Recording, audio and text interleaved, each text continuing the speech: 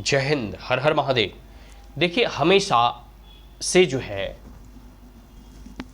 Congress party, communist party या विपक्ष की जितनी पॉलिटिकल पार्टियां हैं, सब नरेंद्र मोदी के ऊपर, बीजेपी के ऊपर, एनडीए के ऊपर ये एलिगेशंस लगाते हैं कि ये सब सारी पार्टियां, बीजेपी और नरेंद्र मोदी ने देश को अडानी और अंबानी के पास गिरवी रख दिया है या बेच दिया है। लेकिन इसका उद्घाटन कौन कर रहे हैं आपको हम बतलाते हैं। ठीक है, इसका उद्घाटन जो है वामपंथी के सीएम और केरल के सीएम कोची में अडानी लॉजिस्टिक पार्क का उद्घाटन करके कर रहे हैं। कहने का मतलब है कि कोई भी इंडस्ट्रियलिस्ट हो, कोई भी बिजनेसमैन हो, अल्टीमेट देश की उन्नति प्रगति अच्छे अच्छे बिजनेसमैन के हाथों में ही होती है। अगर वो फ्री एंड फेयर बिजनेस कर रहे हैं तो इसमें कोई आपत्ति नहीं है कि वो बिजनेसमैन कोई भी हो। कई सारे एम्प्लॉयमेंट जनरेशन उससे होते हैं। आपको याद होगा कि जब भारत आज़ादी के बाद प्राइवेटाइजेशन को अपनाया, प्लान्ड इकोनॉमी की अर्थव्यवस्था को हमने अपनाया, तो देश की प्रगति और उन्नति उतने तीव्र गति से नहीं हो रही थी। हम बढ़ रहे थे, लेकिन बड़ा ही स्लोली हमारे इकोनॉमिक जीडीपी जो ग्रोथ थे वो बड़ा ही धीमी रफ्तार में बढ़ रहे थे। और एक समय तो ऐसा आया कि हमारे पास पेमेंट ऑफ क्राइसिस इस प्रकार की हो गई कि हमारे पास 7 और 10 दिनों के भी लोगों के खर्चे चलाने या देश के खर्चे चलाने की जो है हमारे पास से उतनी धनराशि उपलब्ध नहीं थी। फिर एलपीजी वगैरह आया, liberalisation, privatisation and the globalisation, ये सब सारी चीज़ें हैं। ठीक है, अब इसमें समझिए, एक समय था कि हम जो है पूरा का पूरा प्राइवेट कंपनी को सरकार के चंगुल में रखते थे।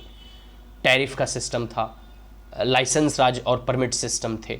अब धीरे धीरे जो है उसको एलपीजी के तहत जब खोला गया, तब आप कह सकते हैं कि देश ने प्रगति की रफ्तार को पकड़ा, वह आगे बढ़ा।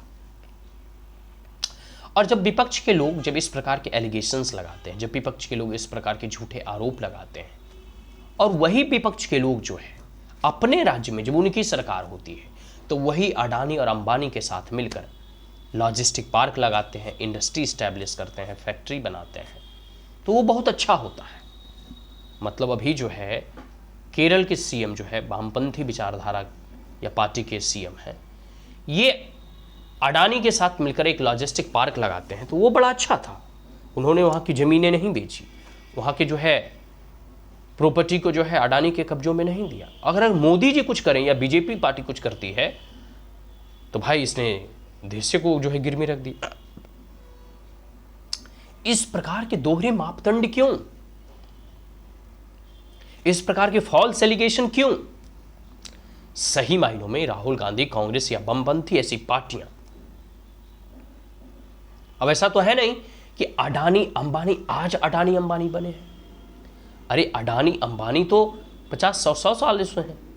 आप उठाकर देखिए, अगर रतन टाटा बिरला जो है ये सब आज के थोड़ी हैं, ये तो 50-100 सालों से हैं। मोदी जी तो 10 से 15-11 साल अभी हो भी किया है। इससे पहले तो कांग्रेस की शासन थी। तो क्या यूपीए के शासनकाल में अडानी और अंबानी भिखमंगे थे क्या, जो इनके ऊपर झूठे आरोप लगाए जाते हैं? सही मायनों में कांग्रेस जैसे लीडर ये विदेशी कॉन्स्पिरेसी का हिस्सा होकर के, क्योंकि आप इस बात को मानिए, अडानी एक बार दुनिया के सबसे बड़े बिजनेसमैन की लिस्ट में सबसे पहले पायदान पे पहुंच चुके थे। तो अमेरिका या अन्य ऐसे जो देश हैं वो भारत की प्रगति और उन्नति से चिढ़ता है। उसको लगता है कि भारत के बिजनेसमैन और इंडस्ट्रियलिस्ट और फैक्ट्री ऑनर और बड़े बड़े एंटरप्रेन्योर्स जब इस प्रकार से आगे बढ़ेंगे तो भारत एक समय आएगा कि आर्थिक महाशक्ति के रूप में जो है शुमार हो जाएगा। तो ये लोग जो है जॉर्ज सोरस जैसे लोग, टूलकिट गैंग जैसे लोग या अमेरिका अन्य देशों की कॉन्स्पिरेसी के तहत भारत के अगेंस्ट जो है ये जहर उगलने का काम करते हैं, और इसी में कांग्रेस वगैरह के लीडर जैसे सपोर्ट करते हैं। आप देखिए कि जितने भी जब से प्राइवेटाइजेशन हुआ है, देश में रोजगार, देश के डेवलपमेंट, देश के जीडीपी ग्रोथ, देश का इंफ्रास्ट्रक्चर डेवलपमेंट, आप याद कीजिए, आज से पहले जब जियो नहीं था तो लोग जो है 1 GB डाटा जो है 1-1.5 में भराते थे, 2-2.5 GB डाटा 3-4 में भराते थे, 1-2 मिनट फ़ोन पर बात करते थे, बस हो गया। आज वीडियो कॉलिंग होते हैं, घंटों घंटों बात होते हैं, लगता है 250-300, लेकिन बात तो अनलिमिटेड होता है। आप इस बात को समझिए।